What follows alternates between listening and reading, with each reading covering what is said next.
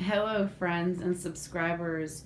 We are preparing to light the Hanukkah menorah, which today we are at day 4, and I have behind me a Christmas tree just to kind of show that we can do both and that the season is beautiful with a bunch of lights. Okay, so we're going to start by lighting the shamash. And we're going to let that go for a second. So one thing I kind of want to point out before I say the blessing is that I am not doing any of this in a legalistic sort of way. So there's plenty of ways that I could do this better. By that I mean that there's so many ways, and I'm sure if someone who practices Judaism is watching this, they're finding so many faults in what I'm doing, even in the timing of when I'm lighting this. I was actually out at a Christmas banquet tonight, and now is the first time I'm getting to light the menorah, and it's about 9 p.m. That is so much different than doing this 18 minutes before sundown. But and there's even a procedure, of making sure these candles are going for 30 minutes, which actually these candles are designed to go that long.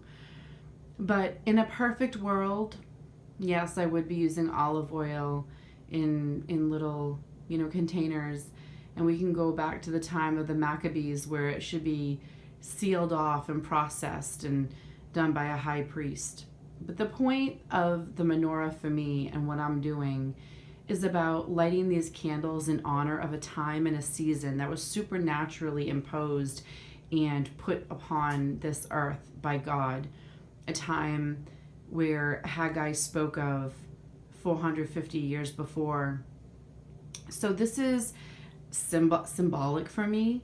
This is also honoring a people, honoring a time, acknowledging God's appointed times.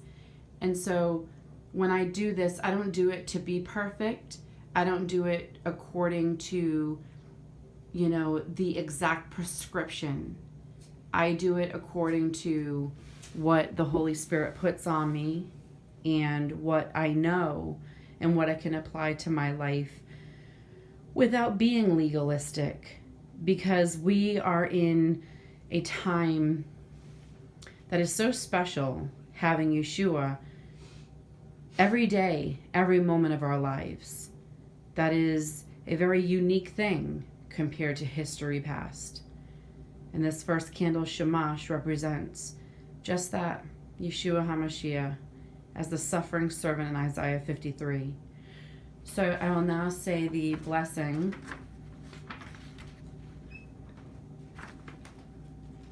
The first one. Blessed are you, Lord our God, King of the universe, who has sanctified us with his commandments and commanded us to kindle the Chanukah light. Baruch ato Adonai, Eloheinu melech ha'olam, asher kitshenu b'mitzvotav, v'tzvenu lehadlik Chanukah. And the second is, blessed are you, Lord our God, King of the universe, who performed miracles for our forefathers in those days, at this time. Baruch ata Adonai, Eloheinu melech ha'olam, she'asa nisim la'avotenu b'yamim hamem bazman hazeh. And now we will light the candles. We'll take the shamash, and we will light day 4 first. We will then light day 3, day 2, and day 1. And we will put the shamash, this happens sometimes where the candle won't light right off. Okay. I have my assistant helping me. And we will let those candles come to full bloom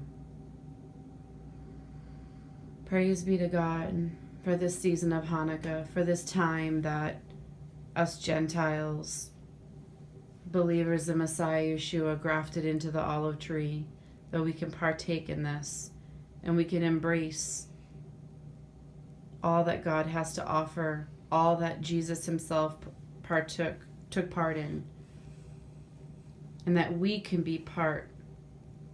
Sometimes I also see this as Jew, Gentile, Yeshua, one new man.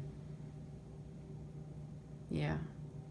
So God bless you on this 4th day of Hanukkah. And I just pray that each of these days of Hanukkah, a new revelation come to you, and that this truly be a supernatural time for you. Take hold. God is moving. May his presence be made known to you on day 4. And may the Lord, right now I just declare, you that is listening to this and watching this, that a breakthrough would happen to you on day 4. That something you've been expecting, something you've been desiring, something you've been needing will come around tomorrow, will actually come to pass in fruition tomorrow. That there be that glimmer of hope, that spark of hope come to you. As the light of the world shines his light bright, removing all darkness, because where there is light, darkness cannot exist.